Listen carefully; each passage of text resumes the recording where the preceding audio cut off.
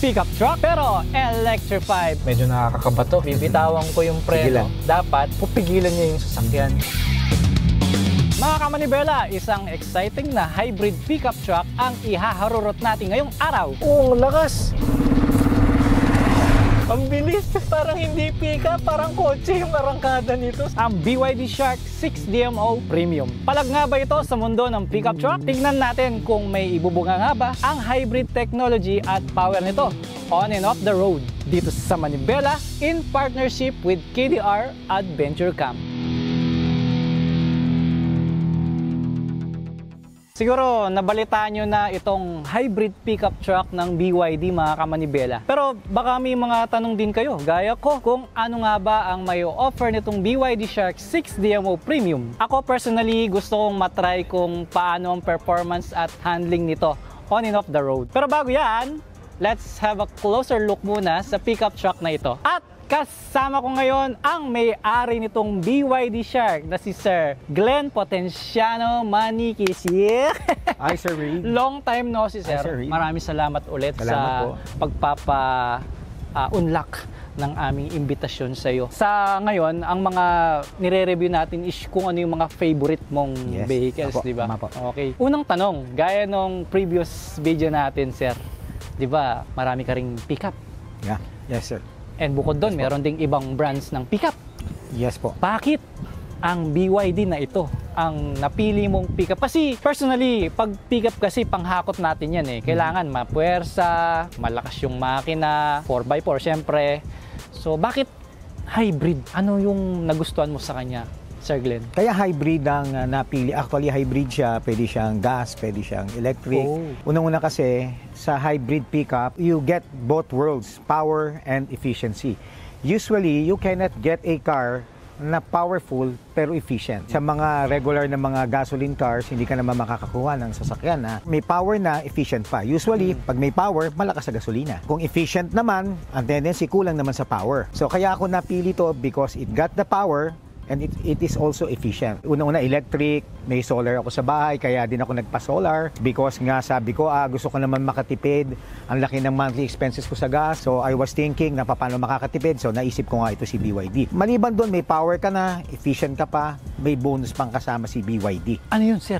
Wala ka pang coding. Ay, oo nga Napakalaking pala. bagay, wala tayong coding. Kulay green nga pala yung plate nito, Sir Glenn. Yes, napakalaking bagay. Maliban doon, nagagamit ko pa rin siya sa business. Okay. And then, this is one of my favorite daily car for the reasons nga because it is efficient. At the same time, it always serves its purpose na nagagamit ko siya sa business ko, sa car shop business ko.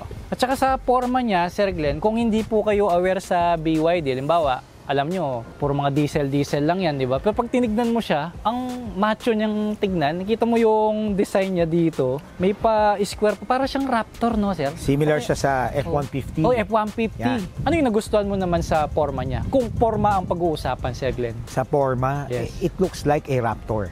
Ooh. Dahil Ford, alam mo naman ako, Ford, we are a Ford shop, Ford lover ako, totoo lang. And it really looks like a Ford Raptor. So sa forma, nagustuhan mo siya. Dito naman tayo sa likod, Sir. Baka meron kayong gustong i-share sa amin. Baka... Well, actually, itong BYD, it's powerful. Actually, 0 to 100, it can go as fast as in 5.7 seconds lang. Itong BYD. Ganun siya kabilis. Sir Glenn, paano binubuksan tong takip na to? Bali, meron tayong pinipindot sa loob. Mabuksan siya. Parang Ford din pala siya. Yes, ano mo lang, open mo lang yung doors mo, automatic bubukas na rin. Ito, Sir, dati na to. Yan, stock yan. Ang mga upgrades ko sa kanya, yung mugs natin, yung tires natin, which is galing din sa Dunamis. Suspension, Sir? Hindi, stock din yung suspension pero natin. Pero mataas na siya. Wala tayong lift, stock height lang siya. And yung PPF, kaya kung mapapansin mo parang napakakintab niya kasi naka-PPF siya. Ang gamit namin dito yung Shieldex Pro na PPF. One of the best PPF talaga in the market siya. Kaya makikita mo sa kanya, napaka-glossy niya. Actually, may 1 year na siya pero napaka-kinis pa rin niya at napaka-glossy pa rin niya. Ito, Sir Glenn, nilagay mo? Stock siya. Oh, meron na kagad. Roll bar yata ang tawag. Yes po. Stock naman po siya. Dito sa likod. Ayan, stock na po siya lahat. Yun, Ayan, everything is stock na po. Parang mayroon siyang sensor dito, Sir Glenn. Meron po. Bali, na monitor niya, nakikita niya, nasisense niya pag merong umu-overtake sa'yo. na mabilis. Nag-a-alarm siya.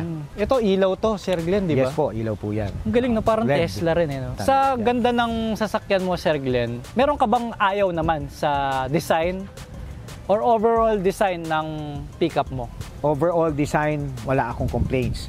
Performance, power, and efficiency, wala rin akong complaints sa kanya.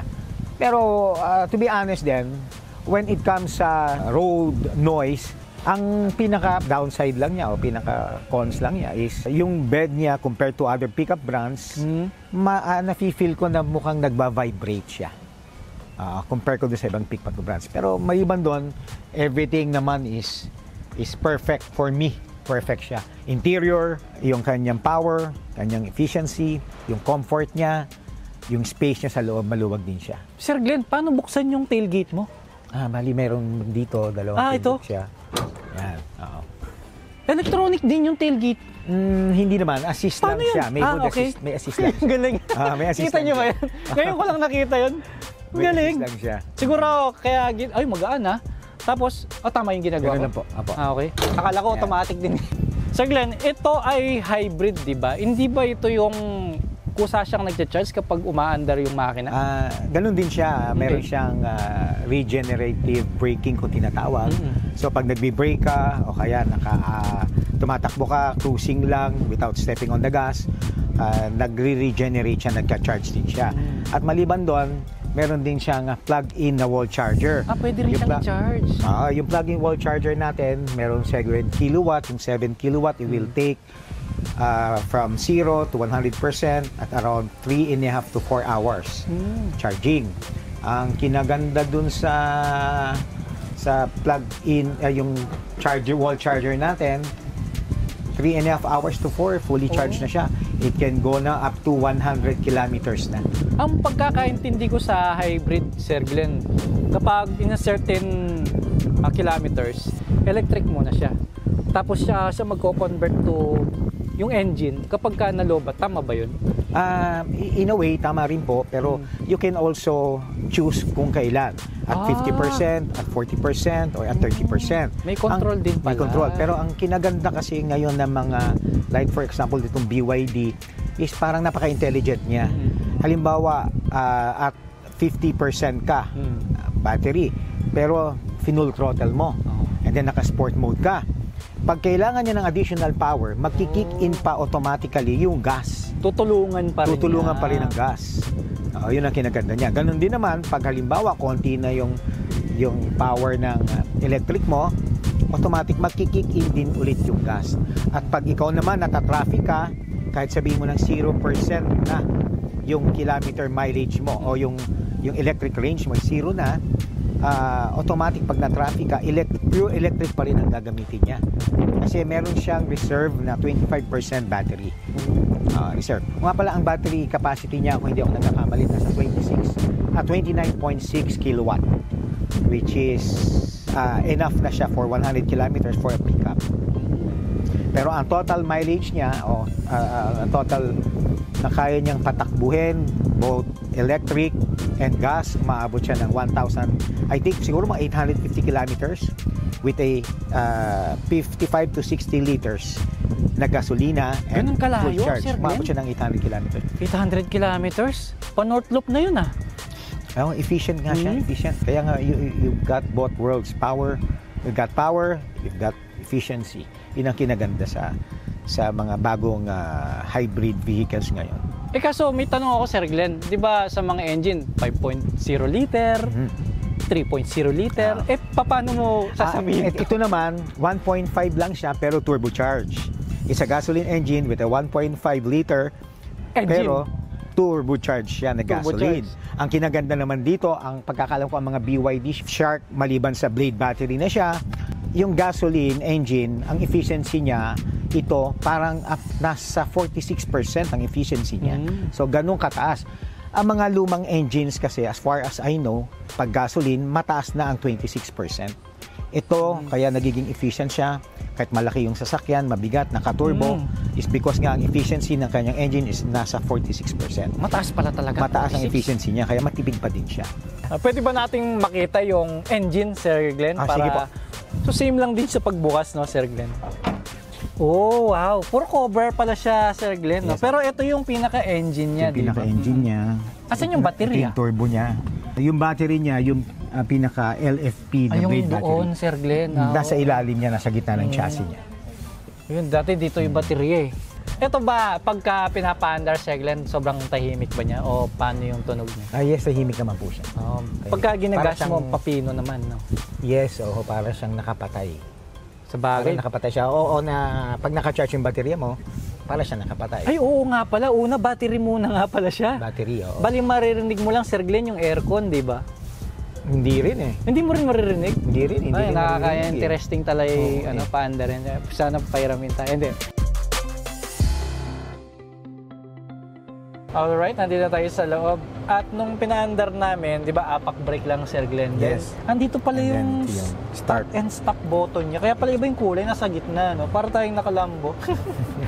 Okay, Sir Glenn, iba yung hugis ng manibela niya, flat siya dito. Then, ang galing oh, meron siyang pang-ikot dito na Sir Glenn. Ito pala, ma-select mo yung modes niya. Meron Yun, Eco, Normal, Sport. Yan, ito.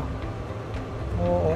Different modes. So habang tumatakbo ka, Sir Glenn, pwede mong palitan yung modes niya, no? Yes, pwede rin. Tapos tikin mo, nakahiwalay. Ang galing. Tapos ang elegante ng mga leathers niya. Then dito talagang stitch talaga, oh. So hindi siya plastic lang. Tapos dito rin, oh. Meron siyang stitch. Ayun, oh, malambot siya, soft touch siya. Then, hindi ka ba nahihirapan sa pagcambio dito, Sir Glenn? O... Hindi naman kasi gaganito mo lang siya. Gaganon mo lang. Step on the brake mother. Yan, so gaganon mo lang siya. Ayun! Brake na. Pag magpa-park ka naman, pipindutin mo lang. Pindot lang. So dito, Sir Glenn, hindi ba naiikot itong... Yan, naiikot din siya, brother. Naiikot? Oo, ito. Ayun! Naiikot din siya. Ayun, no? Oh, Yan, galing. bago. Pang ano siya, no? Pang maps, no? Mhm. Pwede rin siyang i-connect sa cellphone, Sir Glenn, yung Apple Yes, CarPlay. pwedeng, yes, meron din siya. Android Auto and Apple CarPlay, meron din siya. Pero ang pinaka gusto kong features niya is yung kanyang 360, napakalinaw kasi ng 360. Ay, oo. Yan, nga, napakalinaw. yung camera. Maliban doon, halimbawa, kailangan mo makita yung kanan mo dahil may nakikipag-gitgitan sa'yo o nakikipag-unahan. Lagay mo lang, makita mo na Ayun, yung sign. Nakokontrol mo And then, pa rin. Tapos, up to the centimeter lalabas kung ilang centimeter kakadikit. Lumalabas din siya kung ilang centimeter. Yun ang kinaganda niya. Harap naman yan, yung rear. Oh, syempre, sa Halika likod. mo rin, yung front. Left and right naman, left. Ito yung right. Ito yung para sa akin, pinaka-best feature niya. Napakadali sumingit. Napakadali lumusot. Eh, itong Because rear of view this. mirror mo, Sir Glenn, ito ba yung pagka merong nasisilaw Meron din. ka? Meron, nagdidim ba siya? Auto-dim. Yeah, Okay. may auto-dim din siya. Ayun, oh. Mm. Tapos meron siyang lagayan ng salamin dito. Yes And po. then, paano binubuksan yung ilaw niya, Sir Glenn? Ito lang, Pipindutin. soft touch lang soft siya. touch lang. Ang galing. Oh. Kahit hindi mo tamaan actually. Ang galing, ang galing ah. Ano pa yung favorite mo dito, Sir Glenn? Ang laki nung lagayan Siyempre, niya, oh. sport mode.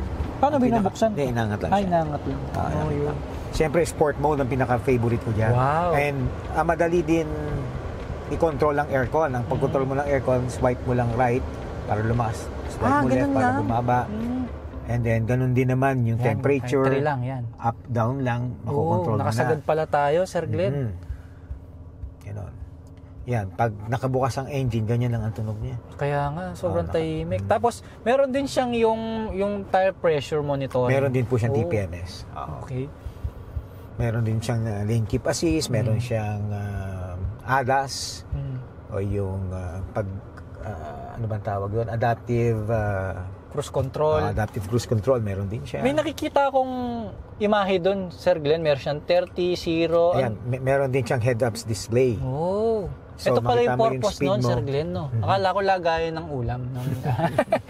Ang galing. Sa loob, wala ako halos ma-upgrade eh. Kasi okay na eh. Full pack na siya eh, no? Full pack na nga. Saka ang ganda ng leather, yung upuan. Sir Glenn, ito, nilagay mo lang to, di ba? Ito lang yung Ayan, dinagdag ko lang. upgrade mo yan. Ito lang yung upgrade ko. Meron siyang parang Headrest bucket seat ang tawag dito, di ba? Para pagka na-go off-road, di ka tumatapon, no? Yes, Saka ang meron lapad po. nito, Sir Glenn. Oh, no? yan, Dalawang ito yung cellphone hawakan yung mo. pwedeng mag-charge ng... Mag-charge. Wireless charging. Ayan, subukan natin. Wala pala yung cellphone ko, nandun pala. Ayan, dahil papatong mo lang dito, mag-charge siya. Yes, apo. Then, ang ganda. Then, dito, minimalist lang yung design niya, pero ang ano siya, kapaki-pakinabang kasi nalalagyan mo ng gamit dito. Then meron pa siyang lagayan dito. Yes po, pati dito meron din siya. Kumusta naman Aside. yung sound system niya, Sir Glenn? Maganda Satisfied? rin, Oo. maganda. Compare ko sa other brands, parang better to.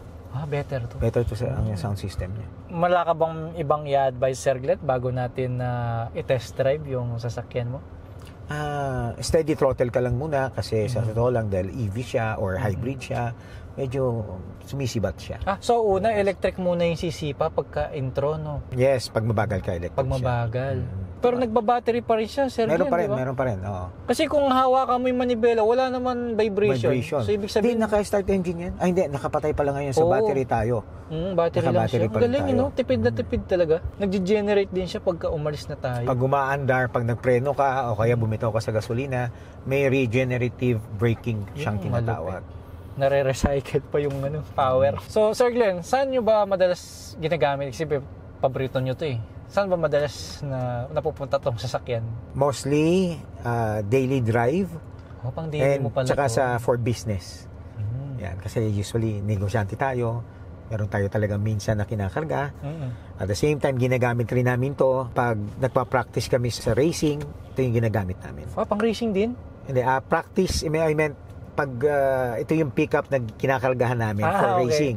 Kasi nalalagay ko dito yung aircon. Akala ko siya kakarera tayo dito eh. Pati pwede rin kaming mag-init ng tubig. Sa bagay. Kasi meron siyang sariling outlet siya. Up to 7 kilowatt ang kanyang outlet. So madalas sa road talaga siya? Road. City, Road. Pero pwede ba namin siyang subukan ngayon, Sir Glenn? Sa off-road.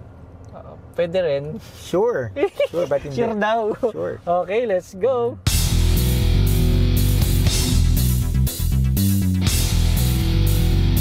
Alright, Sir Glenn. So, apak sa brake lang and then drive. Drive. Yan. Ayun, meron pa ng tagdag. Mga ganun pala siya. May lock siya and then... Yan. Okay. So, ikot lang tayo. Apaka-smooth. Umaandar na ba siya niyan? Yung engine niya? Hindi, no? Hindi pa? Hindi, joke lang.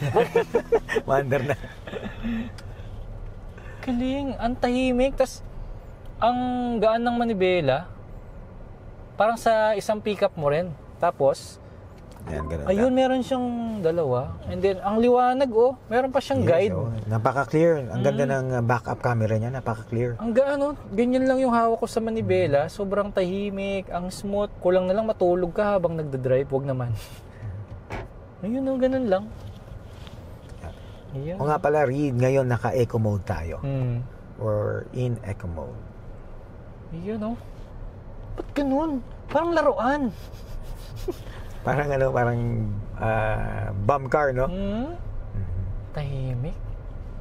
Bagay to kapag gustong matulog ng passenger mo, nagpasundo sa'yo.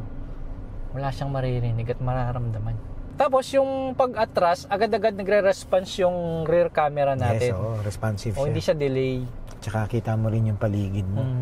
Automatic yan. Kasi hindi mo na kailangan Kasi may guide din control. pag lumiko ka, tatama ka. So yung yellow na yan, Sir Glenn, yan yung gulong natin. Yes, oo. Dyan tayo. Pati sa harap. Pati sa harap.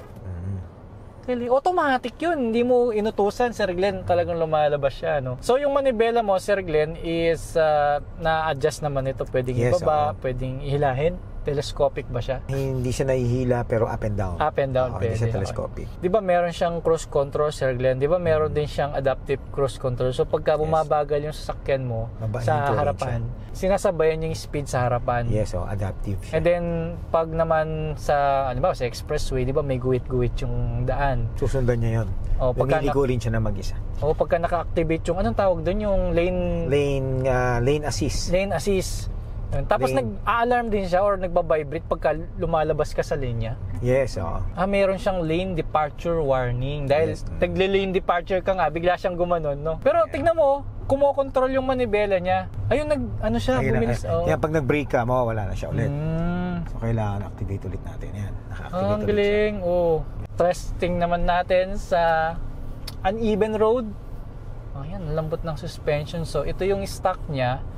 As is stock suspension, di mo na kailangang mag-upgrade dahil ito pa lang, malambot na. Pero, syempre, malambot yung suspension niya, Sir Glenn. Paano naman yung kinakarga ninyo? Baka naman sobrang lambot, hindi ka na makapagkarga ng marami. Kumusta naman kapag ikaw yung magsasakay? Ano yung na-experience mo na? Meron naman siya ang limit rin lang ang capacity niya up to more or less nasa 800 kilograms din siya. Oh. So maximum talaga tayo doon. Pagka ganun lang, kaya-kaya naman niya. May time nga nag 1 ton pa ako dito or more. Kaya rin naman. Okay. Wala rin problema sa suspension. Di ibig sabihin kahit kargaan mo ng mabigat, walang problema kahit na gas engine siya, tapos electric pa siya. Di meron naman siyang turbo. Kaya Yes, malakas din yung makina niya. Alright, so nandito tayo ngayon sa KDR Adventure Camp sa off-roading part natin. Nandito tayo sa... napakapit si Sir eh. So far, okay naman yung suspension. Kayo ba? Kumusta kayo dyan sa likod? Mukhang hindi naman naaalog masyado yung mga camera. Tama ba? Whoop!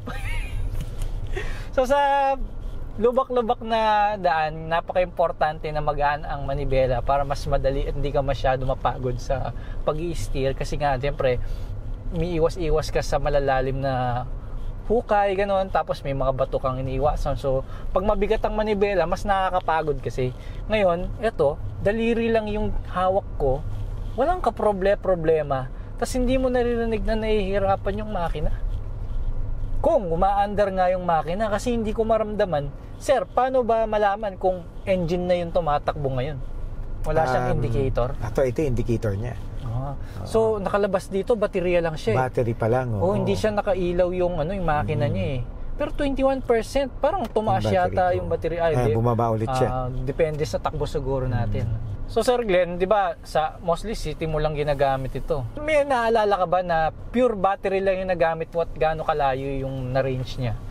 As claim ng BYD, it can reach up to 100 kilometers. Pero as tested, umabot lang talaga siya ng mga 92. 92 Still, mataas pa rin yun, Sir Glenn. 92. Kung daily drive mo, magagamit mo na yun ng mga 2 days. Yung one full charge mo. O nga pala, ang one full charge nito, kung nasa more or less, nasa 39 kilowatts siya, siguro ang one full charge ko, nasa 250 pesos lang. 300 pesos, mga ganun, more or less. Na-compute mo pa yan, Sir Glenn? Paano mo na-compute? Pero dahil nga naka-solar ako, nalilibre ngayon ako. Parang free na lang din yun, solar yun eh. Oo, dahil solar. Solar ako sa bahay. Sa bahay at sa shop, sa shop, oo. So pag maganda araw, saksak ko siya. Pag hindi maganda araw, wag muna. Paano yung charger niya, Sir Glenn? Normal na sasaksak lang sa outlet and then... Saan dito yung outlet niya sa... Merong wall charger to, para ka rin nagkakarga ng gas. Pina-plug in mo siyang gano'n. Saan dito sa sasakyan? Sa may kabilang side ng fuel tank. Yung fuel tank nasa left, yung charging port nasa right. Di dalawa yung bukasan niya? Yes, opo. Hindi nalilito yung mga gasoline? Hindi naman kasi walang butas walang butas yun eh. Oo. Socket lang siya. Buti sinabi mo, Sir Glenn. So dito sa kaliwa ko ay fuel. Yes. Sa kanan ay battery. Yes po. Hirap din palang hiramin to, Sir Glenn. Baka bumukas yung electric. Hinahanap yung tank. Hindi ka rin makakapag-gas o makakapag-gas up if hindi nakapatay yung makina. Okay. Hindi bubukas yung fuel lead natin. So dapat naka-turn off yung engine mo.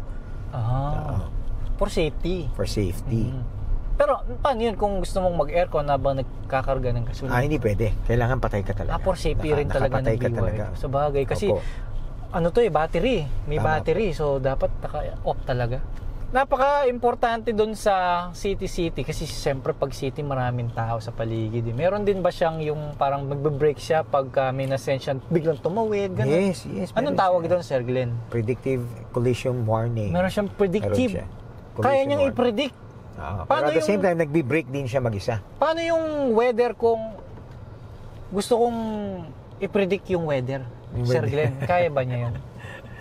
Hindi niya na kaya. So gusto kong subukan, Sir Glenn, yung, di ba, anti-rollover. Kasi syempre hindi naman natin pwedeng i-try yun. Pero meron siyang ganun, yung parang pagka sobrang gumanon-ganon na yung sasakyan, pipigilan niyang bumali-baliktad yung sasakyan. Meron siyang ganun, Sir Glenn. Yes, as according sa specs, pero hindi ko naman na-try yun. Siyempre, di ba? Hindi natin alam. Pag nag-activate, ibig sabihin... Sinabi mo pa lang, kinabahan na ako. Kaya nga, Alright, mga kamanibela, nakikita nyo ba yung rampa na yan, yung mataas na yan? So, dyan natin susubukan ang hill descent assist at saka yung hill hold control. So, subukan natin ngayon dito. Okay, maganda yung, yung height ng sasakyan. Alright. So, Pepreno ko ngayon. Tignan natin kung aatras ba yung sasakyan. Kasi minsan sa Baguio, traffic stop and go doon. So, tignan natin kung mag-hold siya. Ay! Nag-hold nga siya. Kasi tignan nyo. Ayun, mga 3 segundo. 2 to 3 seconds naka-hold siya. Ayan o. Okay, gas naman natin. Ang puwersa niya. Meron tayong Sir Glenn. nakikita dito at least. Oo. O, subukan ulit natin. Pepreno tayo. Then release. Ayun, meron kang time para apakan yung gas kasi lilipat yung paa mo eh. So kitang-kita sa camera, mga kamanibela. Kesa dito na wala Yes. tayong nakikita. Oo. Kasi nakaangat eh. Ayan na. So ngayon naman, ang susubukan natin ay Hill descent. hill descent. So medyo nakakabato. Sir Glenn, kasi bibitawan ko yung Sige preno. lang. Dapat pupigilan niya yung sasakyan. Ready ka na? Sige, ready? Okay. Ay, Dito. oo Ayan, nga, oh. Sir Glenn. Pinipigilan niya. At saka yung pagpigil niya, sobrang bagal. Talagang i-assist ka niya. Okay, syempre, ay lalay natin yung paa natin sa brake. So, magbe-brake na ako niyan kasi approaching na tayo sa lupa. Dapat dahan-dahan lang. Tingnan mo, sobrang sub-sub natin, pero hindi Oo nga. sumasahid yung harapan mo. Actually, hindi ko pa na-try to. First time ko doon Di ba nasubukan. nakakatakot siya, Sir Glenn? Medyo kinabahan ako doon, brother. Ako rin eh. Pareho tayo kinabahan doon. First time ko rin to. Pero dahil sa ganda ng sasakyan, na-assist tayo na parang professional tayo. Galing oh. Okay. Ay di nasubukan mo ngayon yung sasakyan mo, Sir Glenn. Kaya nga, first time na-try ko. Capable pala talaga. Oo. Pwede tayong umakyat sa Everest, Sir Glenn. Ito pala, pagka nag 20% na, kahit na crawling tayo, umu-on na rin yung engine. Ayun oh, nag-red Naka-on na na yung rin. engine. Buti na lang na test drive ko to kasi malayo sa ibang pickup ko nun, yung smoothness nito tsaka yung technology niya. Kasi meron siyang sariling desisyon eh. Ah, yes, oo. Para makatipid ka na hindi maapektuhan yung performance. Yes. Kasi kanina, Sir Glenn, hindi naman yata umaandar yung makina eh. Nung maakyat tayo, di ba? Tingin mo, Umandar siya. umandar ba? Nag-assist na siya kasi kailangan ng additional power. Oh, yun ang ibig kong sabihin. Hindi ko na malayan na nag-gas siya or nag-electric siya habang may ginagawa tayo doon. Yun nga sabi ko kanina, di ba na ano siya, intelligent siya. Kung kailan mo kailangan, papasok siya. Katulad nito, light off-road lang tayo. Pure electric, di tayo kumukonsumo ng gasolina. Kaya doon siya nagiging matipid. Same with pag nasa heavy traffic ka, electric lang siya. So parang hindi ka nata-traffic. Mag-on lang siya pagka tumakbo ka na sa highway o kaya sa mas maluwag na lugar. Kung tutusin, nasa dalawang mundo ka nga Nakalsada. sa isang sasakyan. Tapos syempre sa maintenance, Sir Glenn, hindi naman ganun kadalas umandar yung engine. Syempre yung time, yung interval ng maintenance is parang mas mahaba. Kasi syempre, di ba, mostly umaandar lang electric kapag nasa city ka eh. Tama. Maintenance niya, ang electric kasi hindi masyado eh. Ang huling binayaran ko, hindi ako nagkakamali sa BYD, is 2,005. Para saan? Yung first maintenance niya. Maintenance lang. Pero ang next nun, matagal na sigurado. 1 year. Oh, After a year, once a year lang ito eh. Sigurado for checking lang yun, Sir Glenn, kasi wala naman masisira dito kung tutusin kasi electric lang eh. Sa gas engine lang talaga, pag madalas kang hataw, ganun no? Yung madalas yung change oil mo, yung spark plug, ganun. And siyempre yung brakes, siyempre doon tayo napupudpud. Yung preno daw ng mga hybrid is matagal din kasi nga may regenerative braking siya. Oh, no, parang nag-engine brake, ganun. No? Nag-engine brake siya. Oh, tulad yung kanina. Parang ganun, yan. Tsaka maganda yung gulong na nilagay mo, Sir Glenn. Hindi ito yung stock na gulong, di ba? Hindi rin po ito. Tama-tama yung nilagay mo. Ready for kahit anong kalsada siya. Pero kumusta yung ingay niya? Hindi naman maingay ang KO2 BFG ng KO2. Sa bagay, BFG Tahimik nga pala ang siya. KO2. Medyo maingay yung KM3. Ano to? All-terrain tires? Yes, all-terrain tires. So, susubukan natin ngayon ang arangkada. Sir Glenn, nagpaalam na tayo sa may-ari. So, gagas ko lang. Yes. Ng Full throttle mo. Full throttle. 1, 2, 3. Oh, lakas! Ang bilis! Parang hindi pika, parang kotse yung arangkada nito, Sir Glenn. Bakit ang tahimik niya? Tahimik pa rin. Try mo ulit. Medyo tagalan mo ng konti yun. Kinakabahan ako, Sir Glenn. Kinakabahan ka ba? Okay, 1, 2, 3. Ang bilis!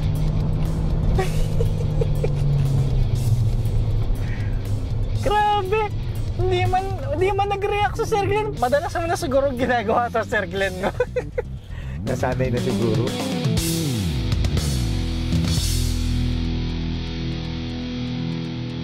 Salamat po, Sir Glenn, sa pagtitiwala mo sa amin, hindi lang sa akin, bilang driver mo. And I hope may na-discover ka rin doon sa ginawa natin kanina. Sana hindi po ito yung last. Maraming salamat din sa pagpapa-experience kasi syempre wala pa akong na-drive na ganito. So ngayon ko nalaman na sulit naman pala talaga yung presyo niya. Sure, Sir Reed, kayo pa. Anytime, sabihin mo lang sa akin, nandito lagi ako to help. To help the Manibela. Yun. Pero alam nyo po, parang masarap ipang car camping itong BYD kasi siyempre 4-wheel drive siya eh. So pick up din siya. Alam mo, ang pinaka-best nito, Sir Reed. Oh. Actually, nagamit ko na to car camping. Pwede ka magdala ng aircon mo. Kaya nagdadala kami ng Aircon? portable aircon. So yung tent namin ngayon, pina-plug namin dito, naka-aircon ngayon kami. Yes, Sir Glenn, sa naka-aircon. bagay, meron ding aircon to na papower nga niya, yung pakayang aircon pang camping, Yes, di ba? oo. Oo nga, So, good idea. may aircon, pwede ka rin magdala ng coffee maker mo. So may coffee din kami doon, may coffee machine kami. Yun ang kinaganda nito when it comes to car camping. Kasi So, meron siyang, kumbaga meron kang portable generator na Wow. dala. Ito na yun. Ang laki ng generator Ang laki. natin. Oo, na hindi na ubusan. Dunamis generator. Dunamis. So, maaasahan ba namin na next time is makakasama ka namin mag-car camping? Sigurado. Ayun oh. May aircon pa tayong dala. Yun, abangan nyo naman po mga kamanibela ang ating car camping review nitong BYD Shark ni Sir Glenn. Pero teka, okay ba sa inyo ang naging performance nitong electrified pickup truck? Comment down below. Para sa iba pang vehicle reviews, i-follow ang social media accounts ng Manibela TV at mag-subscribe sa Manibela YouTube channel at i-click ang bell button para lagi kang updated sa ating upload. Tandaan! Mata sa kalsada, kamay sa Manibela.